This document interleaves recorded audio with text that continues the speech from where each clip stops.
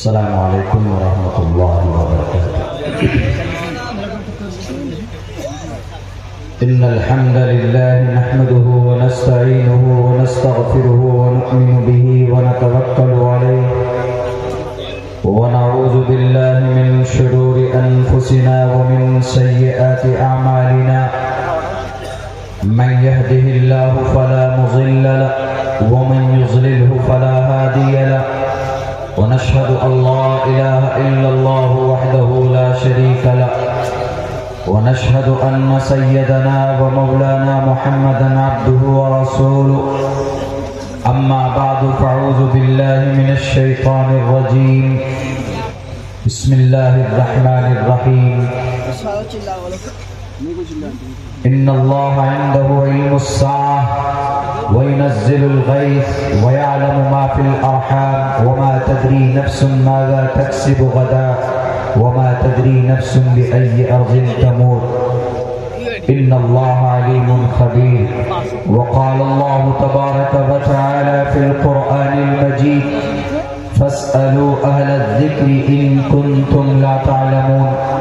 قال النبي صلى الله عليه وسلم إنما بعثت لأتمم مكارم الأخلاق أو كما قال النبي عليه الصلاة والسلام. All compliments, all physical prayer and all monetary worship are for Allah. Peace be upon you, O Prophet, and Allah's mercy and blessings peace be upon us and righteous slaves of Allah subhanahu wa ta'ala. I bear witness that no one is worthy except of Allah subhanahu wa ta'ala. O my Lord, expand me my days, please my task for me. Remove the impediment from my speech so they may understand what I say. न संदुरुषी तिस्थिति रूपमस्या न चक्षुषा पश्यते कश्चनैनम. ओम सहनावतु सहनो भुनक्तु सहवीर्यं करवावहे तेजस्वनावधीतमस्तु मा विद्विषावहे. ब्रह्मानंतमनादि विश्वकुर्दजं सत्यं परम शाश्वतं विद्या यस्य सनातनी निगम्भिर्दै. ओम शांति ओम शांति ओम शांति. हज़रात मोहतरम स्टेज पर उलमाए किराम,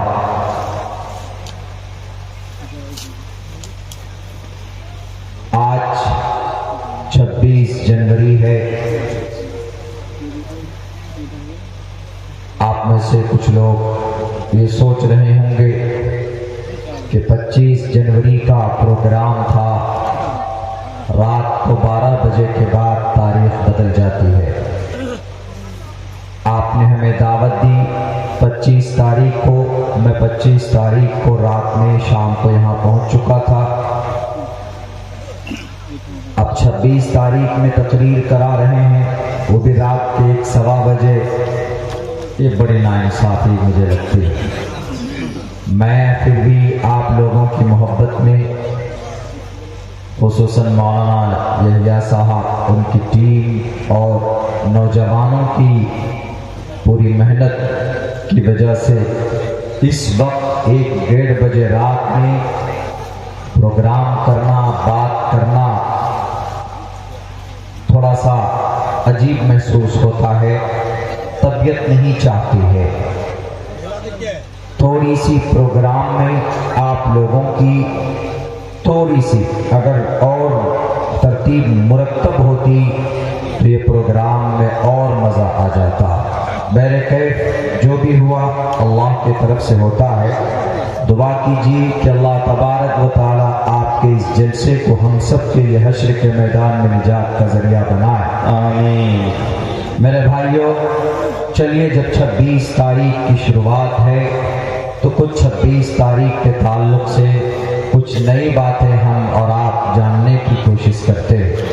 3 बातें आपके सामने पेश करूंगा. एक का ताल्लुक 26 जनवरी से है और दूसरी बात पेश करूंगा मैं इल्म गैब चूंकि बहुत बड़ा मसला आज के ज़माने में एक शास्त्री जी हैं, कुरान और हदीस की रोशनी में चमत्कार और गैब की बातों को जानकर लोगों के सामने पेश करना। एक धीरेन शास्त्री साहब हैं, कुरान और हदीस की रोशनी में और वेद की रोशनी में उनका क्या मकाम है, एक उस ताल्लुक से दो बातें, और तीसरी बात हमारे कुरान के ताल्लुक से। अभी दो बच्चा उनके सर पर दस्तार बांधी गई, हाफिज कुरान बने, तो हम कुरान के ताल्लुक से भी बात करेंगे। इन्हीं तीनों बातों के ऊपर खुलासा करके हम अपनी बात खत्म करेंगे।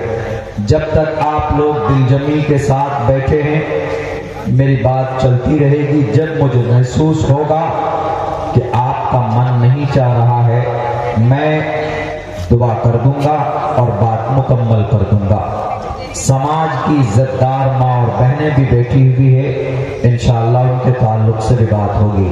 26 जनवरी हम लोग सुबह 8-9 बजे के बीच में झंडा फहराते हैं, भारत का तिरंगा हम लोग उनको फहराते हैं और उनको बुलंद करते हैं। 26 जनवरी को हर साल की 26 जनवरी को हम लोग ये अमल करते हैं। क्यों करते हैं? इसलिए करते हैं, हमें पता होना चाहिए क्योंकि जलसा हुआ है तो यहाँ पर दीन और दुनिया दोनों की बातें आनी चाहिए और अपने मजहब और अपने कौम और अपने मुल्क के बारे में जानना, मोहब्बत करना, बात करना, ये मजहब के खिलाफ बिल्कुल नहीं है। 26 जनवरी इसलिए हम लोग मनाते हैं। 15 अगस्त 1947 में ये देश आजाद हुआ था। तकरीबन 250-300 साल अंग्रेज की गुलामी रही थी। बड़ी मेहनत और मशक्कत करने के बाद ये देश आजाद हुआ, ये मुल्क आजाद हुआ और उस आजादी में अंग्रेज से लड़ाई लड़ने में सबसे पहले आगे मुसलमान थे और उन मुसलमानों में सबसे पहला मुसलमान आपके बंगाल का ही था। 15 अगस्त 1947 को ये देश आजाद हुआ, लेकिन अब देश चलेगा कैसे, किस कानून के तहत चलेगा? कानून तो अंग्रेज का था पहले, तो अब ये देश चलेगा कैसे? तो कानून के एक संविधान की जरूरत थी। तो एक संविधान समिति नाम की कमेटी बनाई गई, उसमें तकरीबन 290 लोग थे, लेकिन छटकर बटकर कुछ ही लोग रह गए। उस समिति और उस कमेटी का हेड और सदर का नाम डॉक्टर भीमराव अंबेडकर,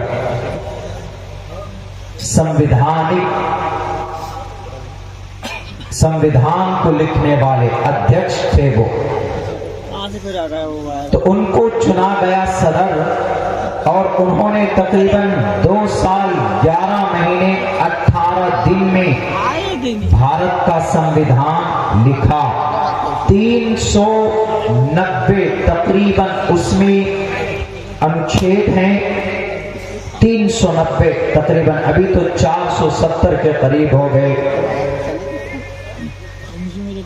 हाथ से लिखा गया, हिंदी और अंग्रेजी में 2 किताब बनाए गए। संविधान एक ही लैंग्वेज 2 है, 2 किताब बनाई गई, 2 मुसव्वदा बनाया गया। दोनों मुसव्वदा आज पार्लियामेंट के अंदर ये किताब की शक्ल में मौजूद है। भारत के संविधान महफूज है वहां पर। और आपको दूसरी एक बड़ी अच्छी बात ये बताऊं मैं आपको कि उसके पन्ने के चारों तरफ जो फूल है और जो डिजाइन है, हर पेज के ऊपर में एक न एक इतिहास, एक न एक तारीख का जो वाकया हुआ है उसको दर्शाया गया, उसका फोटो है। उसका फोटो, अंग्रेज से कैसे लड़ाई लड़ी गई, कहीं कहीं पर उसका है, जलियांवाला बाग का है, और कुछ धार्मिक तस्वीरें भी है जैसे रामायण है, और कभी कभी मुस्लिम इंपेरियर, मुस्लिम बादशाह की भी तस्वीर है कि उन्होंने कैसे हुकूमत की थी, वो भी। और उस पेज के चारों तरफ जो डिजाइन है खूबसूरती का, सोने के पानी से बनाया हुआ है। और उसको बनाने वाला कौन है, आपको खुशी होगी, आप ही का बंगाल का फूलपुर का प्रेम बिहारी नारायण है, जो आपके बंगाल का है। उसने अपने हाथों से लिखा, अपने हाथों से उसकी खूबसूरती उसमें सोने के पानी चढ़ा है। 26 जनवरी उस किताब को तैयार किया गया, कानून मुकम्मल तौर पर जब तैयार हो गया तो उसको पार्लियामेंट में पेश किया गया। 26 नवंबर 1949, 26 नवंबर, जनवरी नहीं, 26 नवंबर 1949, 1 में इस पूरे संविधान को मान लिया गया पार्लियामेंट में कि हाँ, अब ये हमारे भारत की कानून, हमारा भारत का संविधान होगा इस देश का। नवंबर 26 नवंबर के बाद 1950 में जनवरी की 26 तारीख को भारत का संविधान पूरे भारत के अंदर लागू किया गया, इम्प्लीमेंट किया गया, नाफिज किया गया। इसीलिए आज के दिन हम लोग गणतंत्र दिवस, और इसको इंग्लिश में रिपब्लिक डे बोलते हैं, इस दिन हम झंडा फहराते हैं कि इस दिन हमारा भारत का संविधान नाफिज किया गया। 26 नवंबर को 1949 में भारत के संविधान को कबूल किया गया था, माना गया था पार्लियामेंट में। और 26 जनवरी 1950 को ये बात जहन में रहनी चाहिए। और मेरे भाई को पता है, 290 लोगों में जो संविधान लिखने की जो जमात तैयार की गई थी, उनमें से 36 मुसलमान थे और उनमें कई उलमा किराम थे। एक का नाम मौलाना अबुल कलाम आजाद, वो भी संविधान लिखने वाली टीम में थे।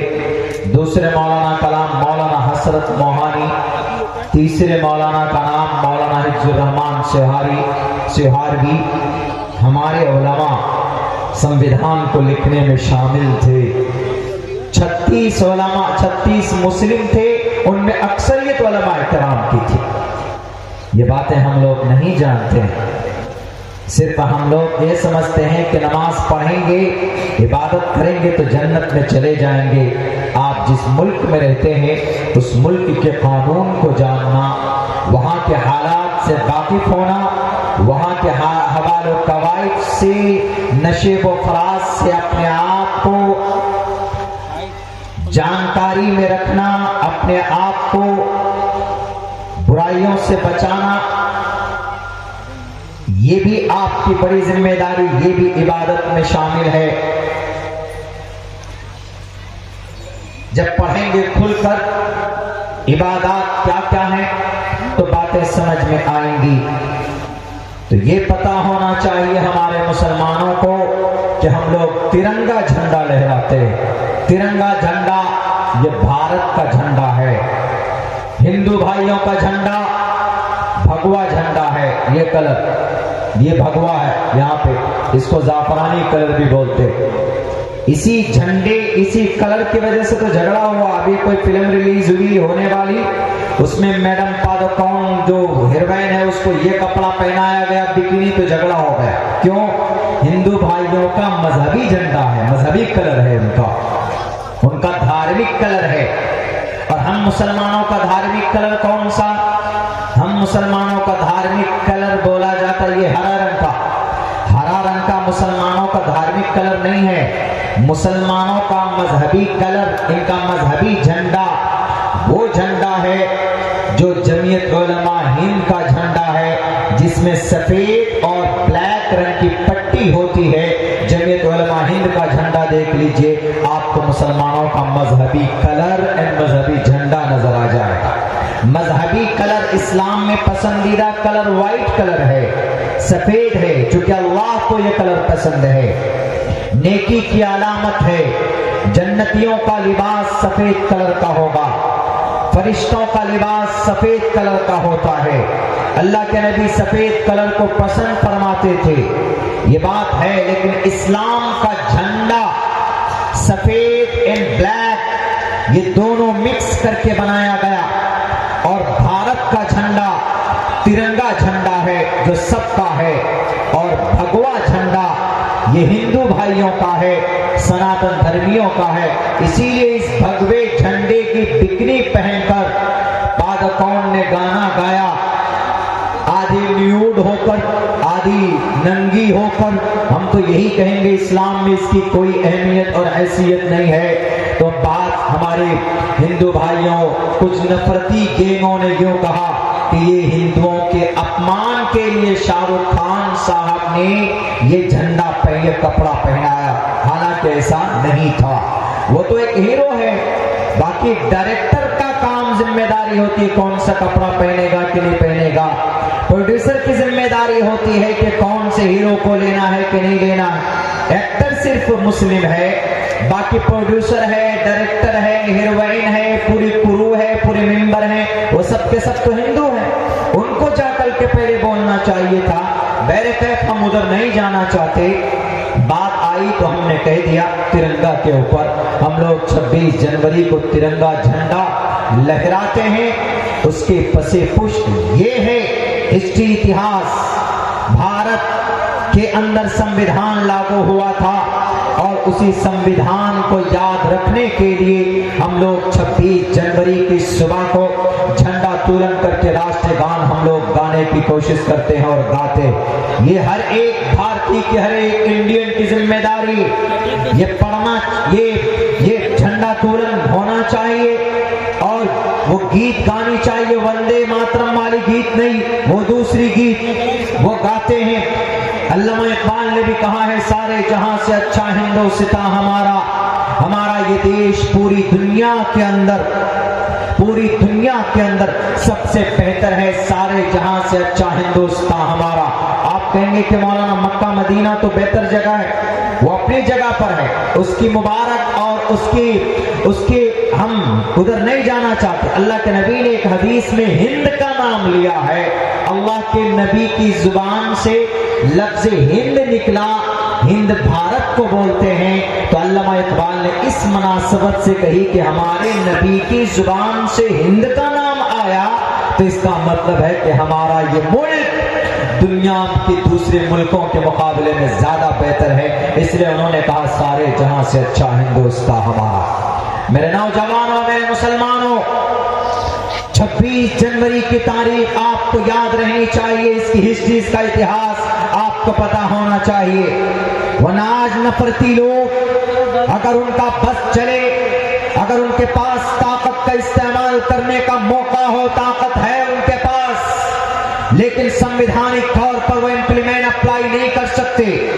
अगर उनका बस चले तो वो भारत के आज 26 जनवरी के दिन तिरंगा नहीं, वो अपना ये गेरुए रंग का कपड़ा लहराएंगे, और वो जगह जगह ऐलान करते भी फिर रहे कि हम इस देश को एक राष्ट्र बनाएंगे, इस देश को बदलेंगे। कभी नहीं हो सकता, इसलिए कि खून बहा है यहाँ पर। एक तरफ मुसलमान का खून बहा, दूसरे तरफ हिंदुओं का खून बहा, क्रिश्चियनों का खून बहा, तब जाकर 26 जनवरी जैसा पवित्र दिन और मुबारक दिन हमारे इस मुल्क को नसीब हुआ है। एक तरफ से सोचने वालों, तकरीबन 200 साल तक मेहनत मशक्कत की गई है देश को आजाद करने के लिए। तुम्हारे वक्ती तौर पर आज तुम गद्दी पर बैठे हो। 1755 से लड़ाई शुरू की थी नवाब सिराजुद्दौला ने मुर्शिदाबाद की धरती से। 1755 से लड़ाई शुरू हुई थी, तब जाकर 1947 को तकरीबन 200 साल तक लड़ाई के अंग्रेज से, तब जाकर ये देश आजाद हुआ था। और इस देश की खूबसूरती है कि सब लोग मिलजुल कर तिरंगे को लहराते हैं और तिरंगे को सम्मान देकर 26 जनवरी और 15 अगस्त मनाते हैं, खुदा के वास्ते इस तारीख को मिटने और इस तारीख को बदनाम करने की कोशिश मत करो। एक तो बात हो गई 26 जनवरी के ताल्लुक से, हम में से हर किसी को इसकी तारीख, इसका पस मंज़र मालूम होना चाहिए, ताकि आपके सामने में कोई बोले तो आप उनको जवाब दे सके कि 26 जनवरी हम लोग इसीलिए मनाते हैं कि इस दिन भारत का कानून लागू किया गया था, भारत का संविधान बना था। आजादी के तकरीबन 3 साल बाद भारत का संविधान लागू हुआ। दूसरी बात मेरे भाइयों, मेरे साथियों, वो ये है गैब के ताल्लुक से अल्लाह का कुरान कहता है कि इंसानों में से किसी को गैब की बात मालूम नहीं होती, यानी कल क्या होने वाला है हम में से कोई नहीं जानते। हम यहाँ आए स्टेज पर आपके जलसागाह में, हमको ये नहीं मालूम कि मेरी तकरीर कब होगी, क्यों? वो आने वाले वक्त की बात है। हमने ये सोचा कि कारी साहब का प्रोग्राम खत्म होगा, उसके बाद मेरा प्रोग्राम हो जाएगा, या पहले हमने ये भी सोचा कि हो सकता है कि मेरा प्रोग्राम पहले हो जाए, कारी साहब का प्रोग्राम बाद में हो। ये गैब की बात है। देखिए, हम नहीं जानते थे, गैब की बात है। अल्लाह तबारक व तआला फरमाता है कि अल्लाह तबारक व तआला गैब की खबर किसी को नहीं देता। माज़ा तदरी नफ्सुन, किसी इंसान को खबर नहीं होती है वो कल क्या करेगा। किसी इंसान को यह मालूम नहीं होता है कि वो कल कौन सी मिट्टी पर मरेगा। गैब की खबर किसको होती? सिर्फ अल्लाह तबारक व तआला, कोई नहीं जानता। आप में से सब यहाँ बैठे हैं, कल कौन मरेगा, कहाँ मरेगा, कल हम क्या करेंगे, कल मैं सफर शुरू करूंगा, यहाँ से आपके यहाँ से दिल्ली, दिल्ली से मेरठ जाऊंगा, वहां से फिर दिल्ली, दिल्ली से फिर हावड़ा आऊंगा। ये तरतीब है, लेकिन होगा क्या उसके साथ में हम और आप नहीं जान सकते। इन्नल्लाह इंदहु इल्मुस्साअह व युनज़्ज़िलुल गैस व यअलमु मा फिल अरहाम व इंदहु मफातिहुल गैब। दूसरी जगह पर अल्लाह ने कहा व इंदहु मफातिहुल गैब, गैब के खजानों की, गैब की बातों की चाबी अल्लाह के पास है। वो शास्त्री जी दावा करते, पर्चा बना देते, किसी को उठा के लाके बोलते हैं कि बताओ तुमको ये हो रहा है कि नहीं हो रहा। वो आदमी एकदम सर झुककर नमस्कार करता है कि हाँ शास्त्री जी, आप तो बिल्कुल भविष्यवाणी, आप तो बिल्कुल चमत्कार कर दिए। आपने मेरे चचा का नाम बता दिया, आपने मेरे भाई का नाम बता दिया, आपने मेरी बहन का नाम बता दिया, मेरे भाई ने नया घर बनाया वो भी बता दिया। पता चला कि वो एबीपी न्यूज का रिपोर्टर था और उसको फेसबुक के पे सब कुछ डाला हुआ था, और ये शास्त्री जी उनकी फेसबुक की आईडी खंगाल कर सारी बातें निकाल कर पहले रख ली। अब वो जनाब वो रिपोर्टर हाथ जोड़ करके कह रहा कि शास्त्री जी मैंने किसी को नहीं बताया, लेकिन पागल को ये भी पता नहीं कि मैंने फेसबुक पे पहले से डाला हुआ। बताइए, गैब की खबर किसी को नहीं हो सकती। इन्नल्लाह इंदहु इल्मुस्साअह, कुछ चीजें हैं, एक उसूल है।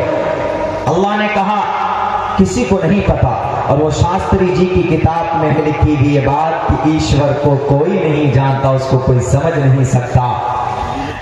शास्त्री जी, बागेश्वर धाम के शास्त्री बाबा, पढ़िए आप अपनी ग्रंथ को, लिखा है न संद्रूषी तिष्ठति रूपमस्या न चक्षुषा पश्यते कश्चनैनम।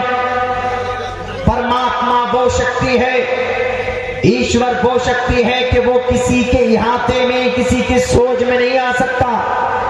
वो परमात्मा वो है कि वो किसी की अकल में और उनके उलूम और वो जो काम वो करते हैं वो परमात्मा, वो सिर्फ परमात्मा को पता होती, किसी और व्यक्ति को पता नहीं हो सकता, किसी को खबर नहीं।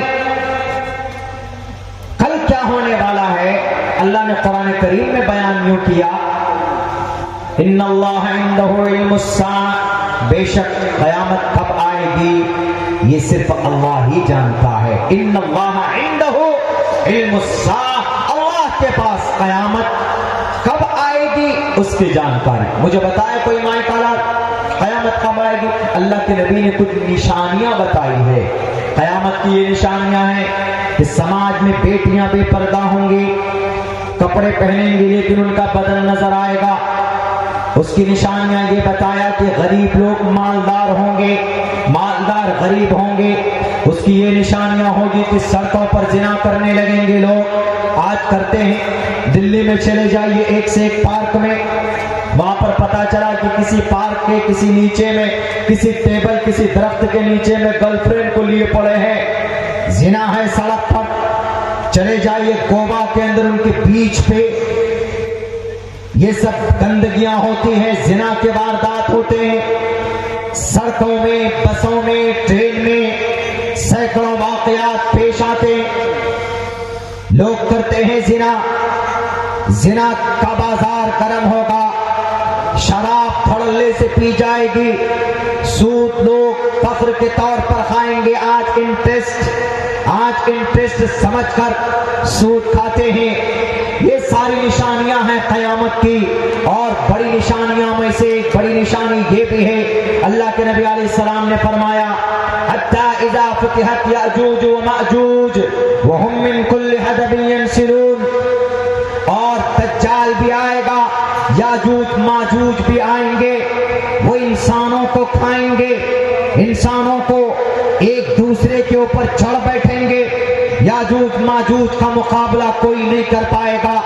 एक बीमारी आएगी, वो मरेंगे और फिर सैलाब के जरिए से उनका सफाया होगा।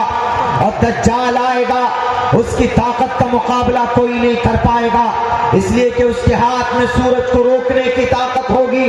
उसका मुकाबला अगर कोई करेंगे तो उसके बाद फिर हजरत ईसा अलैहिस्सलातु वस्सलाम का नुज़ूल होगा, इमाम मेहदी आएंगे। ये क़यामत के बड़े वो निशानियां जो आने वाले, ये सब निशानियां और ये सब वाक़यात हुए नहीं, लेकिन क़यामत सिर्फ निशानियां अल्लाह के नबी अलैहिस्सलाम ने बताई। ऐसे जब काम होने लगे, ये वाक़यात होने लगे, तो दुनिया वालों याद रखना कि तुम्हारी क़यामत करीब है। लेकिन सही वक्त क्या है, एग्जैक्ट टाइम, एग्जैक्ट दिन, एग्जैक्ट मिनट कोई नहीं बता सकता। इन्नल्लाह इंदहु इल्मुस्साअ, क़यामत की जानकारी अल्लाह के पास है। और वयुनज़्ज़िलुल गैस, बारिश कब, कहां, कैसे होगी ये भी अल्लाह जानता है। वयुनज़्ज़िलुल गैस वयअलमु मा फिल अरहाम, मां के पेट में कैसा बच्चा है। अल्ट्रासाउंड के जरिए तो पता चला लेते हैं कि बेटा है कि बेटी है, लेकिन मुफस्सिरीन ने यह तफसीर की है कि उस बच्चे की तकदीर कैसी है, उसका जहन दिमाग कैसा है, उसका मुस्तकबिल कैसा है, ये सिर्फ अल्लाह जानता है। वयअलमु मा फिल अरहाम, मां के पेट में कैसा है बच्चा, क्या है, ये भी कौन जानता, अल्लाह जानता। कोई शास्त्री नहीं बता सकता, कोई ज्योतिषी नहीं बता सकता। अगर दावा करता है तो झूठा है। हम सिर्फ ये कह सकते हैं कि अल्लाह ने आपको बेटा दिया, या अल्लाह ने आपकी बीवी के, अब मां के पेट में जो बच्चा है, हम दुआ करते हैं कि अल्लाह उस बच्चे को नेक बनाए, ये कह सकते हैं हम ये नहीं कह सकते कि तुम्हारे पेट में जो बच्चा है वो लड़का ही होगा।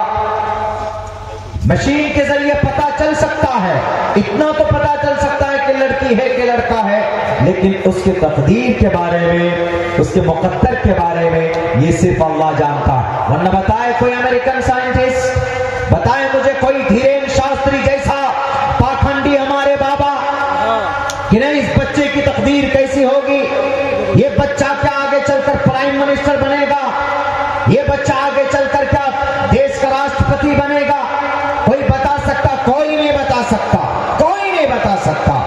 सिर्फ और सिर्फ अल्लाह बता सकता है कि ये बच्चा जो मां के कोख में है वो बच्चा कैसा होगा, नेक होगा कि बुरा होगा, शराबी होगा कि कबाबी होगा, डाकू होगा कि लड़ाकू होगा, कि वो दीन का दाई बनेगा, कि वो 1927 में तबलीग का फाउंडर और बानी कौन, मौलाना इलियास अलैहिर्रहमा, दारुल देवबंद से पढ़कर निकले, मौलाना अशरफ अली थानवी के साथियों में से कौन जानता था वो मौलाना इलियास जिनकी जुबान में लुकनत थी, वो मौलाना इलियास जो अपनी बात नहीं रखना जानते, नहीं रख पाते थे ढंग से, उनसे अल्लाह ने ऐसा काम लिया कि तकरीबन 198 मुल्कों के अंदर इस काम को अल्लाह तबारक व तआला लोगों ने जोड़ा। लोग जुड़ते हैं और लोगों की इस्लाह होती।